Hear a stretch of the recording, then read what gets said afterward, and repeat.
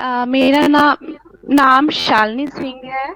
जी। मैं मैं जर्मनी से बोल रही हूँ। जी। और मैं बाबा से मैं 2006 से जुड़ी हुई हूँ। जी। बाबा हम लोग पहले बनारस में रहते थे। हाँ जी। और हम लोग बनारस में जब रहते थे तो हमारी बहुत ही अच्छी स्थिति थी। हम लोग बहुत अच्छे से सेट थे। जी। लेकिन और मेरे घर में पूजा पाठ हमेशा होता रहता था। मेरे पापा हमेशा पूजा पाठ से जुड़े रहते थे। हाँ जी। हर चीज मतलब हम लोग भगवान से हमेशा से जुड़े रहते थे। हमारे घर का माहौल ही ऐसा था। जी। ले, लेकिन बीच में ऐसा हुआ कि शायद कहते हैं ना, ग्रह नक्षत्र ठीक नहीं हो रहा। जी। ग्रह नक्षत्र ठीक नहीं होता। तो बीच में ऐसी कंडीशन आई कि पापा जो भी करते थे उसका हमेशा गलत ही होता था रिजल्ट। और हमारी हाँ जी। फाइनेंशियल स्थिति हमेशा कम होती जा रही थी। जी। फाइनेंशियल स्थिति बहुत डाउन हो रही थी।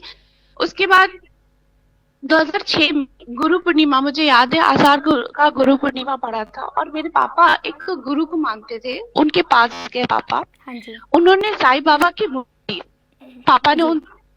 उन उन्होंने मतलब अपने गुरु को बताया कि उनकी स्थिति ठीक नहीं चल रही। जी। तो तो उन्होंने साईं बाबा का एक बड़ा सा फोटो दिया पापा को और कहा कि आप इन्हें आप इन्हें मतलब आप इन्हें अपने घर ले जाओ और इन्हें भोग लगाओ। हाँ जी। हाँ जी। और हाँ, वो पापा वो मूर्ति ले आए और उसके बाद हम लोग सुबह शाम उनका भोग लगाने लगे। हमारे घर जो भी बनता था सबसे पहले हम साईं बाबा को ही देते थे। जी। साईं बाबा को जब भोग लगाने लगे तो हमारे घर में जो भी बनता था, मैं उस समय जी। एमएससी कर चुकी थी मैं। और मैं घर में ही रहती थी उस टाइम, मैं तैयारी कर रही थी आगे। तो और मैं मम्मी से ज्यादा टच में रहती थी, तो मैं किचन में हमेशा मम्मी के साथ लगी रहती थी। जी। तो मम्मी जब भी खाना बनाती थी तो मुझे देती थी कि जाओ बाबा को भोग लगाओ। तो एक उनको सुबह शाम उनको भोग लगाने से मेरे अंदर उनसे एक अटैचमेंट सा हो रहा था हाँ जी। कि मतलब जैसे लगता था मैं किसी अपने को खिला रही हूँ। जी। उसके बाद कुछ दिन बाद ऐसा हुआ कि हमारे घर पे ही थे और मम्मी ने सुबह खाना बनाया, बिल्कुल नॉर्मल चावल दाल सब्जी रोटी बनाई। हाँ जी। पर वो रोज के हिसाब से ज्यादा बना। जी। और ऐसा लगा कि जैसे वो मतलब रोज के हिसाब से ज्यादा बना। और हम लोग ने इस चीज को रियलाइज किया कि यार खाना तो ज्यादा बन गया है। जी। और बस ऐसे ही नॉर्मली रह गए। तब तक मेरी मम्मी बाहर बालकनी में बैठी हुई थी। तब तक जी। मुझे लगा कि मम्मी किसी से बात कर रही है। मैंने ऐसे ही दरवाजे से झांका तो सामने वाले घर में एक बाबा, बिल्कुल साईं बाबा, जी। बिल्कुल वैसे ही वेशभूषा में वो थे। और उन्होंने उन्होंने मुझे ऐसे मुड़ के देखा। हाँ उनकी जी। आंखों की चमक ऐसी थी कि मैं आपको बता नहीं सकती। मुझे अभी भी वो फेस याद है उनका। जी। और वो एकदम स्वस्थ, जैसे होता है ना कि अच्छे से कोई खा पी रहा है तो स्वस्थ रहता है, हम्म। वैसे ही थे वो। जी। और मतलब मैंने उनको देखा और मुझे उनकी चमक ऐसी थी कि मैं पीछे आगे मुझे नहीं हो पाया मैं उनसे वो करूं। जी। फिर थोड़ी देर बाद मम्मी अंदर आई कि बेटा आज खाना ज्यादा बना है ना, बाबा आए हैं उनको हम लोग दे देते हैं। वो वो बाबा ने मम्मी से बोला कि तो मैं बहुत सारे घर गया हूँ, मुझे हर अच्छी जगह मिली, लेकिन मैं तुम्हारे घर आया हूँ, तुमसे खाऊंगा और तुम मुझे प्यार से खिलाओगे तो मैं खाऊंगा, नहीं तो फिर मैं दूसरी जगह। बाबा मेरी मम्मी मेरे घर में हमेशा खाने पीने को लेके कोई वो नहीं रहता था। बहुत बहुत बहुत अच्छे से होता था हमारे घर में खाने पीने का। और जी। बाबा ने बहुत अच्छे से खाना खाया। मतलब उस चीज को हम लोग ने रियलाइज किया कि आज ये खाना जो ज्यादा बना था शायद बाबा ने अपने लिए बनवाया था। वो खुद आके हमारे घर खाना खाना चाहते थे। जी। उसके बाद कहते हैं ना, शायद जब आपके हाथों में ग्रह नक्षत्र नहीं रहता है तो चीजें बिखर, मतलब कुछ भी छुओ ना तो वो मिट्टी हो जाती है।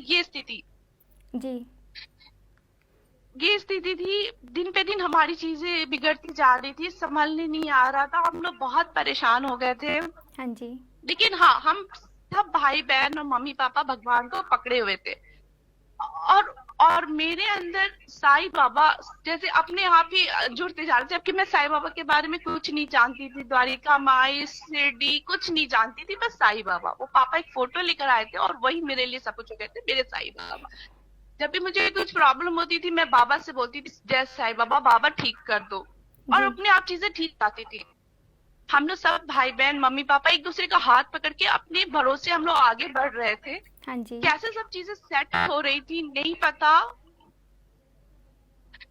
ठीक कहते हैं ना, एकदम ऊपर से नीचे आ जाना, ऐसी हमारी कंडीशन हो गई थी। जो लोग हम लोग को आगे झुकते थे वो आज हमारे सामने तन के खड़े थे और हमें बहुत बुरा लगता था।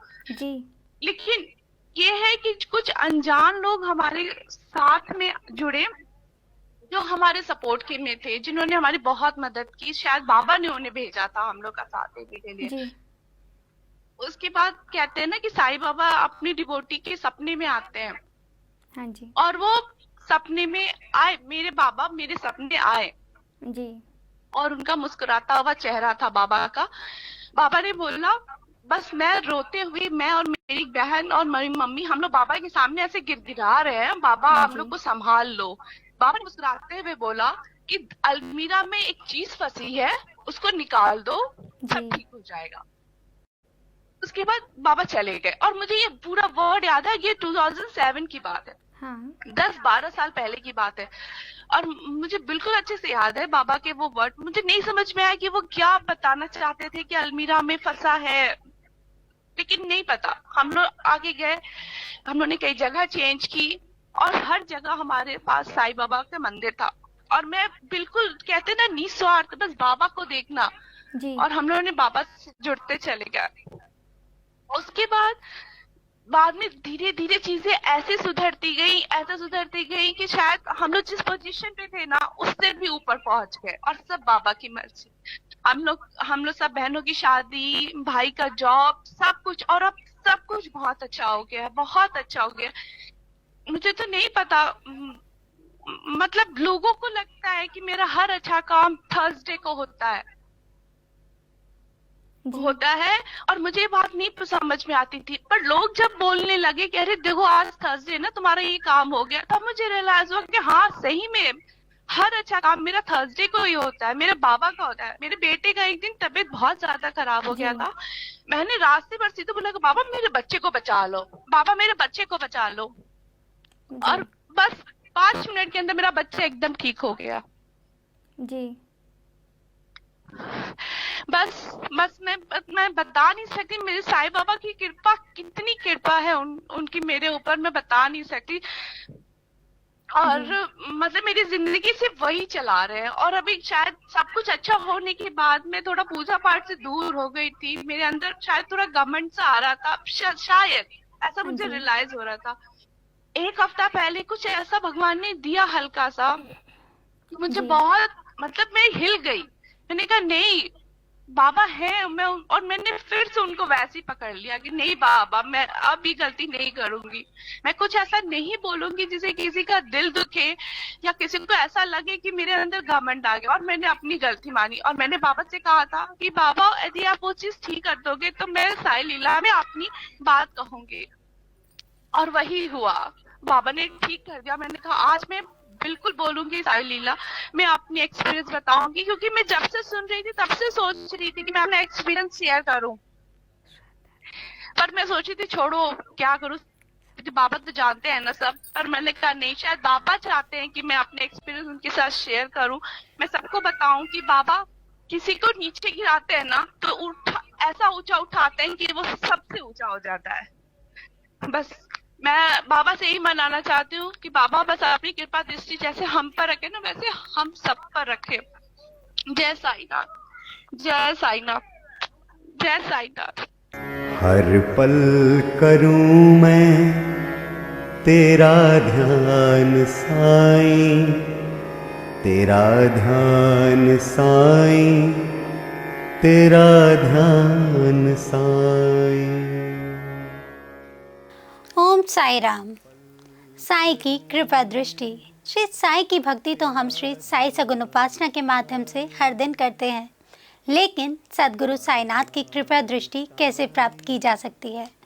इसका जवाब श्री साई सच्चरित्र के 19वें अध्याय के ओवी क्रमांक 111 से 113 में स्वयं बाबा ने कुर्म दृष्टि के माध्यम से दिया है। सद्गुरु कहते हैं, सद्गुरु का और भक्त का नाता तो कुर्म दृष्टि जैसा ही है। जैसा कि कछुआ नदी के एक तीर पर होता है और उसके बच्चे नदी के दूसरे तीर पर होते हैं। उनको माँ का दूध या सानिध्य नहीं मिलता, लेकिन माँ की दृष्टि ही उनका पोषण कराती है। बच्चों ने केवल माँ का ध्यान करना होता है और कुछ करने की ज़रूरत नहीं होती। उन्हें दूध या अन्न कुछ भी आवश्यक नहीं होता। उनका माँ की ओर देखना ही उनका पोषण कराता है। यह कछुए का अपने बच्चों की ओर देखना ही अमृत वृष्टि समान होता है। जैसे कछुए के बच्चों को स्वानंद रूपी पोषण का लाभ होता है, वैसे ही सद्गुरु की ओर देखने से हमें उनसे एक रूप होने का लाभ मिलता है। यही तो कुर्म दृष्टि है, जिसे हम कृपा दृष्टि कहते हैं। सद्गुरु श्री साईनाथ महाराज की आंखों में जो करुणा है, वही करुणा ही हमें उनकी तरफ खींचती है, आकर्षित करती है और हमारा पालन पोषण भी कराती है। श्री साई की कृपा आशीर्वाद से शिरडी के प्रसिद्ध चित्रकार हेमंत वाणी ने अपनी कलाकृति के माध्यम से बाबा के ओरिजिनल फोटो से ही बाबा की आंखों का यानी कि कृपा दृष्टि का चित्र चारकोल पेंटिंग से बनाया है।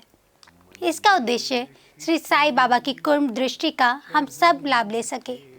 इन साई कृपा दृष्टि वाली आंखों की चित्र का वैशिष्ट्य ऐसा है कि इनकी तरफ देखकर ध्यान करने से ही मन को शांति मिलती है। गलत विचारों की जगह सुविचार लेते हैं। सारी नकारात्मकता तुरंत खत्म हो जाती है। यह अनुभव लाखों साई भक्तों ने किया है। ये आंखें ब्लेसिंग आइज के नाम से प्रसिद्ध है। तेरा ध्यान साईं, तेरा ध्यान साईं, पूजा करूं मैं, करूं ध्यान साईं। साई की यह कृपा दृष्टि देश के महान हस्तियों के पास है, जैसे कि श्री श्री रविशंकर जी, अनिल कपूर, धर्मेंद्र, इंदिरा नूई, आनंद महेंद्र, सचिन तेंदुलकर और भारत की प्रधानमंत्री श्री नरेंद्र मोदी जी के पास भी है। इन कृपा दृष्टि वाली आंखों की विशेषता यह है कि इनकी तरफ देखकर ध्यान करने से ही हमें वो सब कुछ मिल जाता है जो हम हमारे सद्गुरु श्री साईनाथ से चाहते हैं। अगर आप भी श्री साईनाथ की कृपा दृष्टि पाना चाहते हैं तो व्हाट्सएप या कॉल करें 8799773196 पर। ओम साई राम। करूं ध्यान साईं, तेरा ध्यान साईं, तेरा ध्यान साईं, हर पल करूं मैं तेरा ध्यान साईं। जारी रहेगा साईं भक्ति का अटूट सिलसिला। बस देखते रहिए साईं लीला।